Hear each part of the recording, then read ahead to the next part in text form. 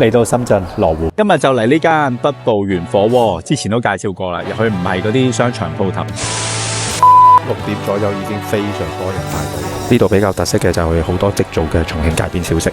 入到去嘅裝修都係幾特別嘅，有啲懷舊嘅感覺。有呢個拉絲三角包咧，入邊有啲麻薯餡，仲有呢個葱香酥肉，非常香口嘅開胃菜。仲點咗一個紫薯糍粑，中意食紫薯嘅呢個就啱啦。我要咗4個唔同嘅湯底，胡椒豬肚、麻辣、番茄同埋菌類，醬油配料都擺得好企理。點咗啲蔬菜，同埋阿女好中意食呢個麻椒牛肉，仲有吊籠蝦滑就係現場手打。先試下個吊籠牛肉，我就放喺個麻辣湯底泡一泡，試下個吊籠先，我係比較中意食吊籠嘅。呢個麻椒牛肉又係新享受，因為好入麻椒味。最後點咗呢個流心蛋炒飯，估唔到喺火鍋店做得咁出色，因為佢加咗好多葱花，而且炒得乾身，非常好味。我哋食飽飽啦，希望大家中意我嘅介紹。而家繼續去行街，其實呢度離開深圳萬象城5分鐘行路就到。拜拜。